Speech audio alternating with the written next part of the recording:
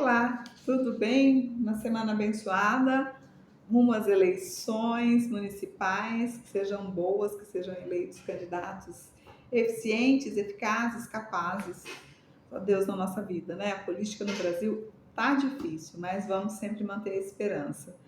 E vamos lá, gente. Eu acho que não sei quantas pessoas leram o meu post, a pergunta que eu fiz. Coloquei um caso lá, um caso baseado em fatos reais, perguntando sobre qual a relação da alimentação da minha filha, né? A mãe que chegou para a fono, chegou para mim, chegou para minha colega. Mas por que você está me perguntando o que a minha filha come no café da manhã, como é que ela come, qual a relação disso? Ela tem problema de fala, ela não está aprendendo na escola, linguagem escrita.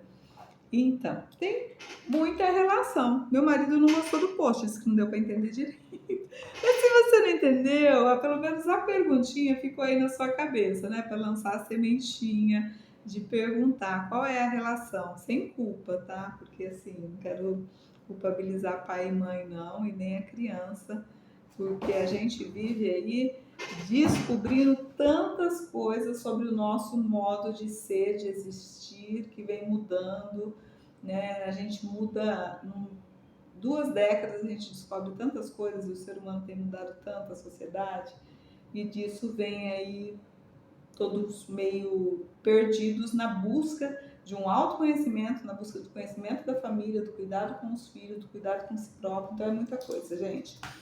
Enquanto fonoaudióloga, eu queria dizer para vocês assim, que essa questão do café da manhã que a gente pergunta, e aquela criança que demonstrava irritação, desinteresse, e a mãe dizia que ela não tomava café da manhã e ia direto para uma refeição por volta de 11 horas, meio-dia, né? Então, esse fato de se alimentar não é apenas a questão nutricional, nutrientes, que é muito importante, manutenção da vida, e aí tem, né, os carboidratos, os minerais, as vitaminas, e o nutricionista é o profissional habilitado para falar sobre isso.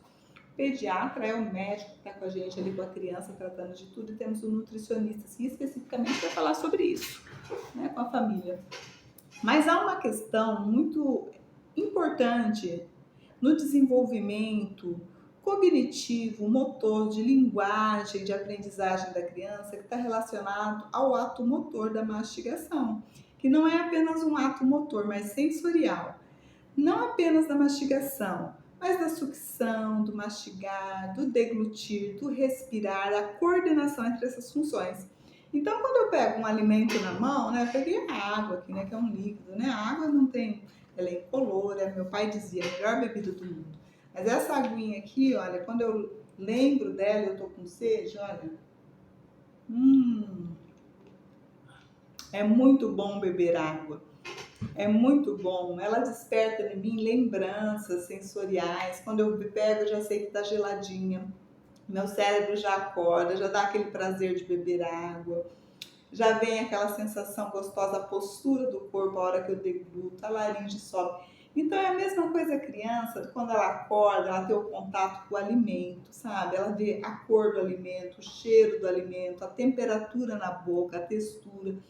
E quando ela começa a mastigar, ela trabalha com uma musculatura linda aqui, orofacial, tá? Tem uns músculos aqui maravilhosos. Eu vou depois pegar uma imagem para mostrar para vocês, para não ficar vídeo longo, porque ninguém gosta, né? Mas esse mastigar e esse engolir faz com que haja uma oxigenação de toda a musculatura do fluxo sanguíneo, vai mais oxigênio que respira melhor. E vai mais oxigênio também para a área cerebral, para a área cortical, acontecem novas conexões. Olha só que coisa linda, gente. Os níveis de glicose, quando a gente acorda, estão muito baixos, né? Ficou um período em jejum. Isso faz você ficar desatento, não ter concentração. Então, essa criança que vai almoçar, vai comer 11 horas, meio-dia, ela passou essa manhã toda, não é só a aprendizagem da escola, todos os estímulos que ela teve para desenvolvimento, modelos de fala, de linguagem, cognição que ela percebeu da vida, né? Se perdeu muita coisa. Então é muito importante esse mastigar, engolir, oferta do alimento, o tipo de alimento que a criança tem acesso pela manhã. É muito importante para o desenvolvimento de linguagem, de fala e para a aprendizagem. Não é só a questão de triturar alimento, de manutenção, de chegar no estômago, digerir, ter forças, isso também, mas também uma parte aí de oxigenação cerebral, uma parte neurosensorial, de percepção, de sensibilidade, de motricidade orofacial, ok? Então a gente precisa lembrar disso, né? Que a musculatura orofacial e essas funções de mastigação, deglutição, respiração, essa coordenação ajuda a criança a despertar para a aprendizagem. E quando eu coloco uma mamadeira com leite na boca da criança, que já tem condições de mastigar, eu acabo privando ela dessa experiência tão gostosa com o alimento, né? Que deve ser gostosa, deve ser uma experiência boa, dela poder tocar, pegar o alimento, levar na boca, sentir se é azedinho ou se é doce, descobrir o que ela gosta, as diferentes texturas. Tem família que pula o café da manhã, a questão, né? Se a família pula, a criança vai ser difícil, então a família tem que também reaprender, né? Ressignificar muitas coisas. Mas e se for uma dificuldade específica da criança, a família não, é bonitinha, redondinha, e a criança não quer experimentar o alimento, ela só está aceitando o leite. A gente procura fono, procura que vai te indicar terapeuta ocupacional, um suporte psicológico para você, a nutricionista ajudar, para a gente começar a trabalhar a integração sensorial dessa criança, no corpo, na região orofacial, sensibilidade intraoral, tantas coisas que temos que trabalhar, não é? Então, existe uma questão fisiológica, anatômica, genética, de constituição da criança, existe os hábitos alimentares da família, existe uma sociedade, uma cultura daquilo que é mais fácil, daquilo que nem se precisa mastigar direito, né? E é importante mastigar. E isso é para criança e para adulto, né? São as nossas experiências, para criança e para adulto é importante isso.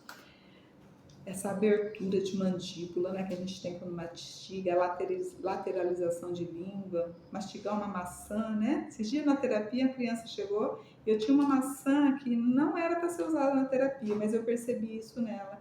E falei, você gostaria de maçã? Ela estava muito dispersa. Ela aceitou. A terapia foram 15 minutos com a maçã. E depois da maçã, que ela mastigou a maçã, que ela saboreou essa maçã, a terapia rendeu muito com ela.